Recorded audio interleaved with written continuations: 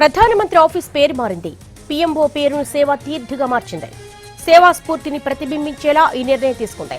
ఢిల్లీలో త్వరలో అందుబాటులోకి రానున్న ప్రధాని కొత్త భవన కాంప్లెక్స్ కు సేవా తీర్థగా నామకరణం చేయనుంది. 2016 వరకు 7 రేస్ కోర్టు రోడ్డుగా పిలిచేవారు. ఆ తర్వాత దాన్ని లోక్ కళ్యాణ్ మార్గ్ గా మార్చింది. ఇటు రాజ్ భవన్ పేరు కూడా చేంజ్ చేసింది. లోక్ భవన్ గా మారుస్తూ కేంద్రం ఈ నిర్ణయం తీసుకుంది. ఇప్పటికే 8 రాష్ట్రాల్లో రాజ్ భవన్ ను లోక్ భవన్ గా మార్చింది కేంద్రం.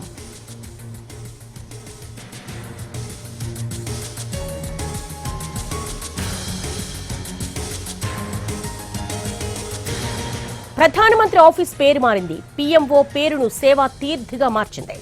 సేవా స్ఫూర్తిని ప్రతిబింబించేలా ఈ నిర్ణయం తీసుకుంది.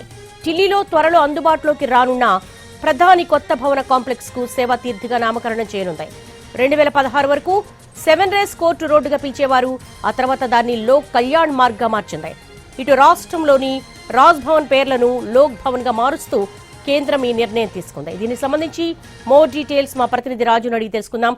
రాజు, ప్రధానమంత్రి ఆఫీస్ పేరు మారడానికి ప్రత్యేక కారణాలున్నాయా? సేవా తీర్థగా మార్చినట్టుగా తెలుస్తోంది.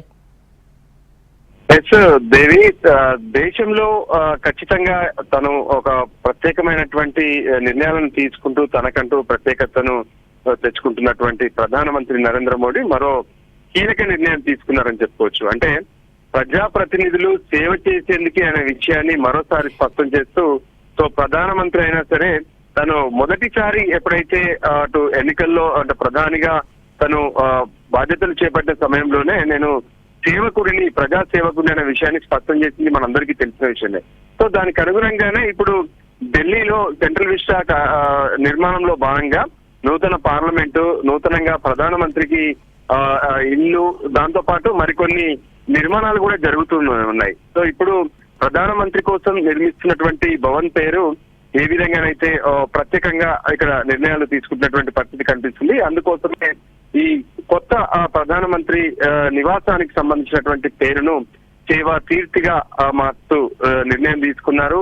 అంటే ప్రజల కోసము తాము సిద్ధంగా ఉన్నాము, సేవ చేయడమే మా లక్ష్యం అనే విషయాన్ని ఇక్కడ ఎస్టాబ్లిష్ చేయడమే వాళ్ళ ఆలోచన కనిపిస్తుంది.